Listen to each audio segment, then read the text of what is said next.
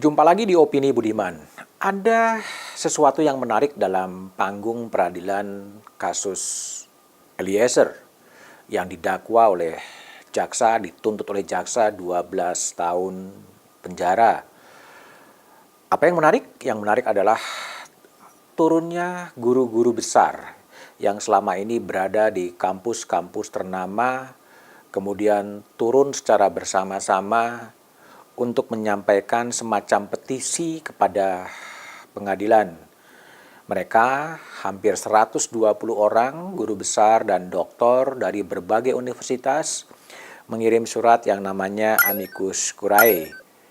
Inisiatornya adalah Profesor Sulistyowati Irianto, Profesor Maria Farida Indarti, Profesor Mailing Uy, dan sejumlah guru besar, termasuk diantaranya Profesor Dr. Todung Mulya Lubis, Duta Besar Indonesia di Norway yang sudah selesai masa jabatannya, ikut menandatangani Amicus Curiae.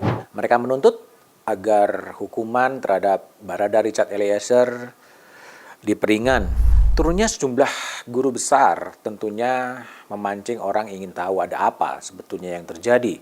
Mengapa mereka sampai harus turun gunung, datang ke pengadilan dan menyerahkan surat kepada Majelis Hakim Pengadilan Negeri Jakarta Selatan. Saya sempat bertanya kepada salah seorang inisiator dari Aliansi Akademisi Indonesia, Profesor Dr. Todung Mulya Lubis. Rasa keadilan kita itu tersentuh, terkoyak-koyak, terinjak-injak dengan kasus ini. Terinjak-injak, terkoyak-koyak karena? Ya karena kita punya akal sehat. Akal sehat kita bisa melihat kasus posisinya seperti apa, aktor utamanya seperti apa, dan siapa yang diperdayakan, siapa yang disalahgunakan, siapa yang didikte, diperintahkan. Dan kedua, kita melihat juga proses hukum yang terjadi dalam media-media yang ada sekarang ini, itu tidak sulit untuk kita menyimpulkan bahwa there is something wrong gitu. Dan dia menjawab, ada rasa keadilan yang terkoyak. Keadilan publik memang terkoyak ketika jaksa penuntut umum menganggap Eliezer adalah eksekutor penembakan Yosua. Padahal Eliezer menembak atas perintah Irjen Verdi Sambo. Kejaksaan juga mengatakan bahwa tuntutan 12 tahun justru telah mempertimbangkan rekomendasi dari LPSK. Jika rekomendasi dari LPSK itu tidak dihiraukan oleh kejaksaan, boleh jadi tuntutannya akan lebih berat dari 12 tahun, bisa sama dengan Sambo yaitu seumur hidup. Padahal undang-undang jelas menyebutkan bahwa sosok seperti Richard Eliezer sebagai penguak fakta harus dituntut, harus dihukum lebih ringan daripada terdakwa-terdakwa yang lain. Faktanya, tuntutan terhadap Putri Chandrawati, tuntutan terhadap Kuat Ma'ruf justru tetap lebih berat pada Richard Eliezer. Argumentasi jaksa bahwa Eliezer adalah eksekutor, status justice kolaboratornya masih diperdebatkan, tidak menghalangi sikap dari para guru besar itu untuk meringankan hukuman terhadap Richard Eliezer. Tapi pertanyaannya adalah apakah kemudian Amicus Curiae ini akan dipertimbangkan oleh Majelis Hakim?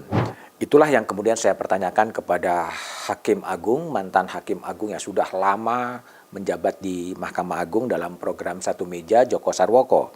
Joko Sarwoko mengatakan bahwa Amicus Curiae ini adalah suara publik, ini adalah keadilan publik. Dia pernah kemudian mempertimbangkan Amicus Curiae ketika mengadili kasus Prita Mulyasari dan dibebaskan oleh Joko Sarwoko. Saya pernah memutuskan dengan mendasarkan Amicus Curiae tahun 2012 kasus Prita Sari. Itu dalam perkara peninjauan kembali. Mungkin pertimbangan saya tidak cukup mengenai hal itu di dalam pertimbangan, tetapi saya perhatikan di tingkat PK Prita saya bebaskan. Antara lain karena Amicus Curiae itu.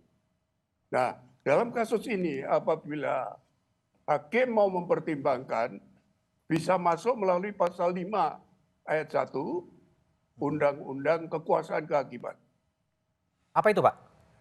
Undang-Undang Kekuasaan Kehakiman nomor 48 tahun 2009. Yang isinya? Antara lain hakim dan hakim konstitusi wajib memperhatikan rasa keadilan atau hukum yang berkembang di dalam.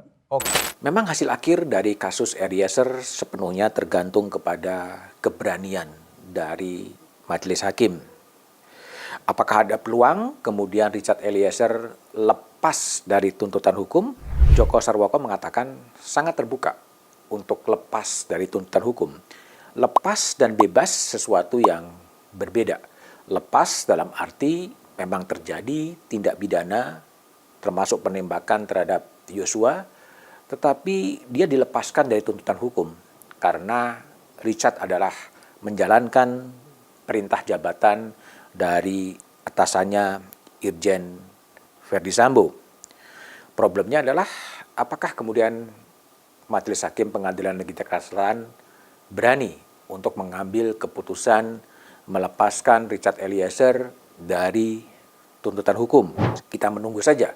Tetapi undang-undang menyebutkan bahwa Eliezer adalah penguak fakta, Eliezer adalah justice kolaborator, sehingga undang-undang juga menyebutkan bahwa selayaknya Eliezer dihukum lebih ringan daripada terdakwa-terdakwa yang lain. Bukan hanya Verdi Sambo, tetapi juga dibandingkan dengan Kuat Ma'ruf, dibandingkan dengan terdakwa-terdakwa lain yang ada. Membela Eliezer bukanlah membela seorang eksekutor pembunuhan sebagaimana dikonstruksikan oleh jaksa. Membela Eliezer adalah membela sebuah perjuangan nilai, nilai kejujuran, nilai kebenaran yang justru kian langka di Republik ini. Ketika nilai kejujuran, ketika nilai kebenaran dicampakkan, rindu negeri atas keadilan dan atas kebenaran bakal kian dalam. Kita tunggu bagaimana majelis merespon kepastian hukum pada satu sisi dan rasa keadilan masyarakat pada sisi yang lain.